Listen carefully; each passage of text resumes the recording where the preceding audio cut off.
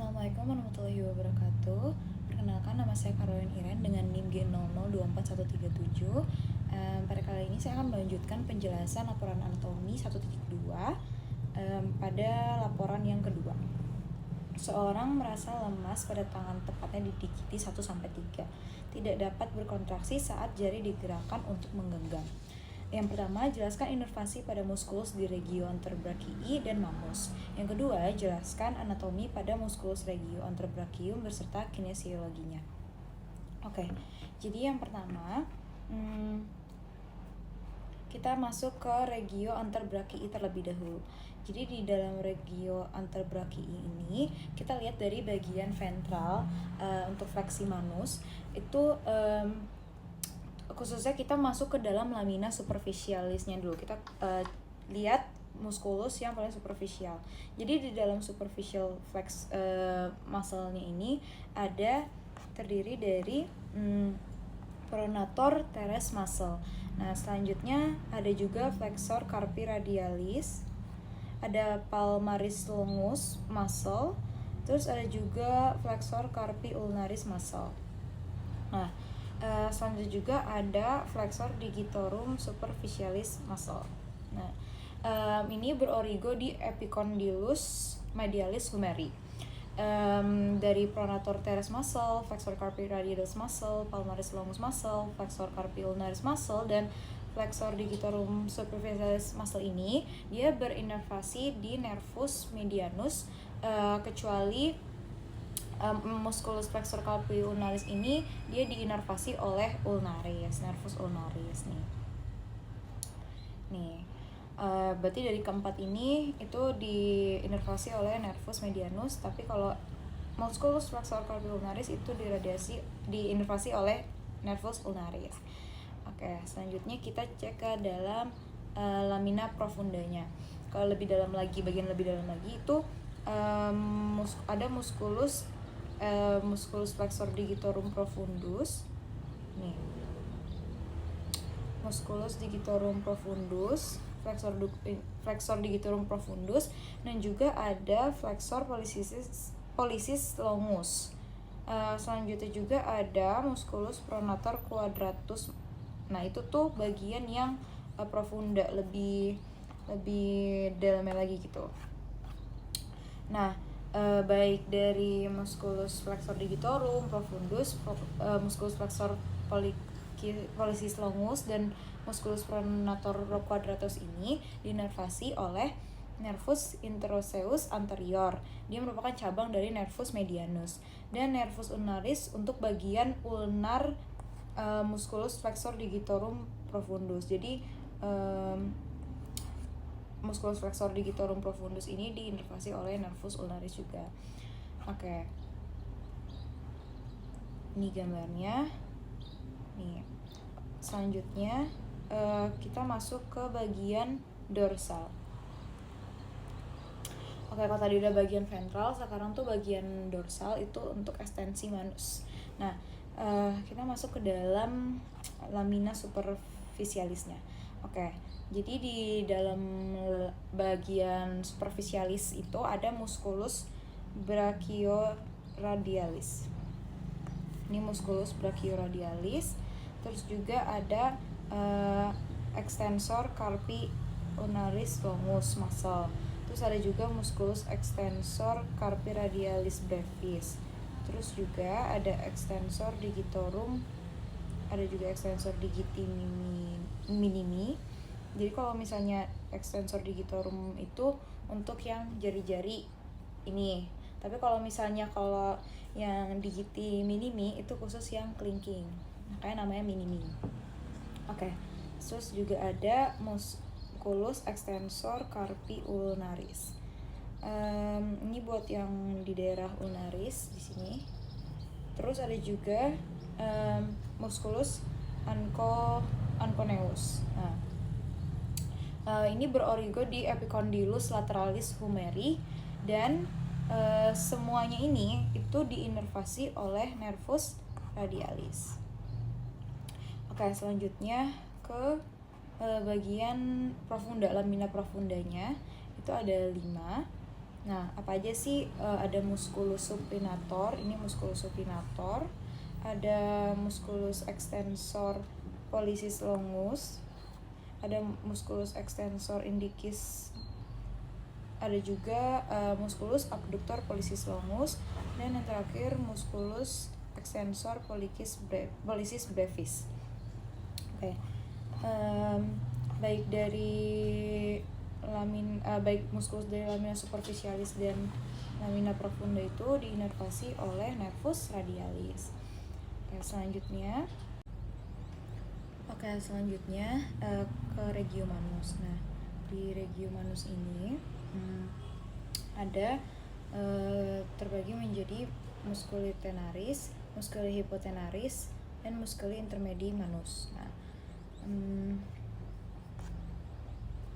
baik, jadi di musculi tenaris ini itu yang membentuk peninggian eminentia tenaris. Nah, ada apa aja sih di dalam musculi tenaris ini? Ada yang pertama musculus abductor pollicis brevis nih. Musculus abductor pollicis brevis. Dia tuh yang ini. Jadi dia di bagian superficialnya, dan terus juga ada musculus flexor pollicis brevis yang ini.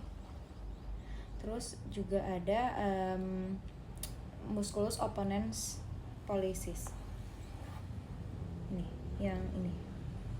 Oke, jadi dari ketiga itu diinervasi oleh recurrens nervus medianus. Selanjutnya ada juga musculus adductor pollicis yang ini. Itu diinervasi oleh profundus nervus ulnaris. Oke, selanjutnya di musculi hypotenaris. Di musculi hypotenaris ini terbagi menjadi ada musculus palmaris brevis, terus juga ada musculus abductor digiti minimi yang ini. Nah, terus juga ada musculus flexor digiti minimi brevis, itu yang ini. Dan musculus opponens digiti minimi.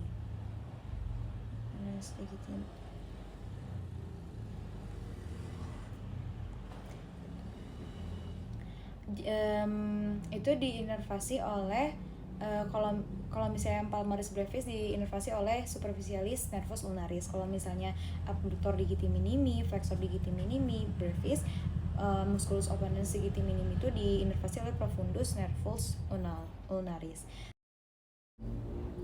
Oke, selanjutnya kita lanjut ke bagian musculi intermedii manusnya. Di musculi intermedii manus itu ada musculi lumbrical 1-2. Jadi yang ini itu diinervasi oleh nervus medianus. Tapi kalau misalnya musculi lumbrical 3-4, yang ini itu diinervasi oleh nervus ulnaris. Nah, selanjutnya musculus interossi palmaris 1-3.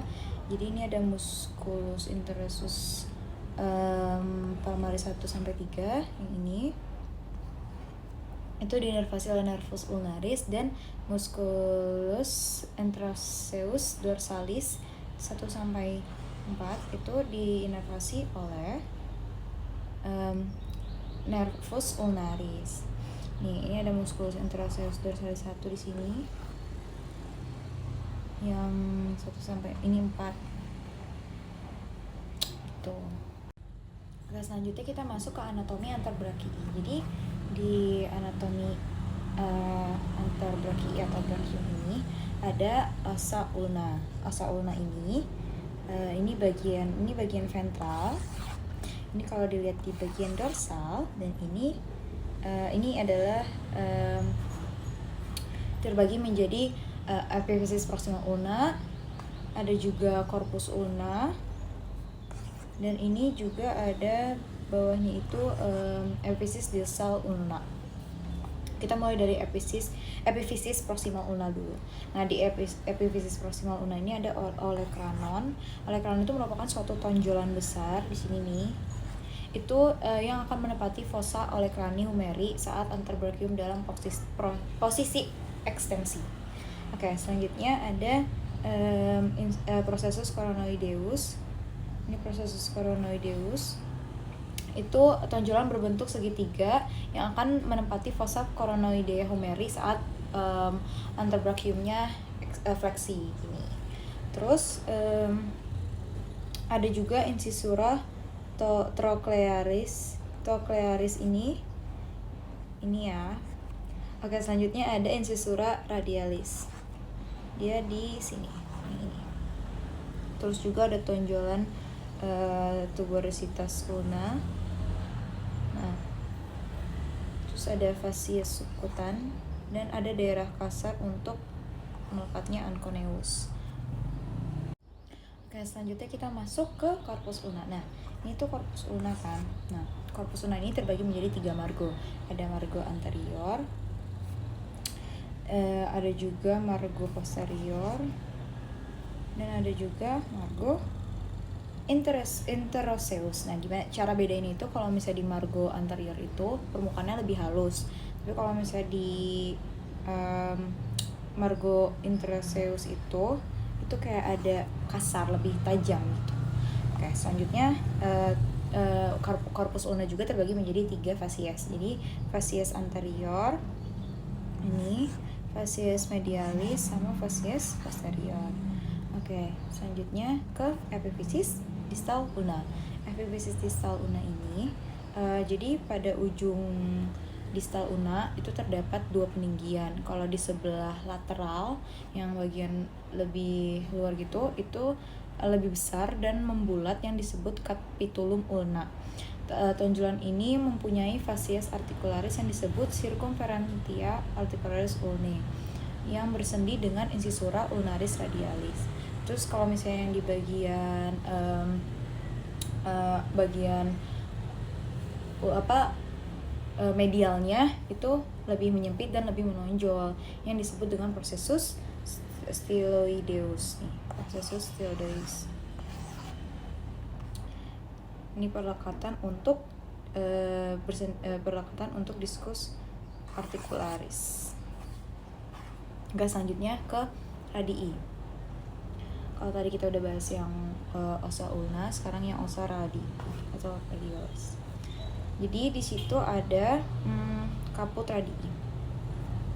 Di bagian ini kita melihat dari bagian ventral, dari bagian dorsal, dan dari ini secara keseluruhannya ya. Terus kita lihat dulu dari epiphysis proximal radii. Di epiphysis proximal radii ini ada caput radii. Oke, jadi ada caput radii, capitulum itu kayak kepala, terus ada juga leher itu kolum, terus juga ada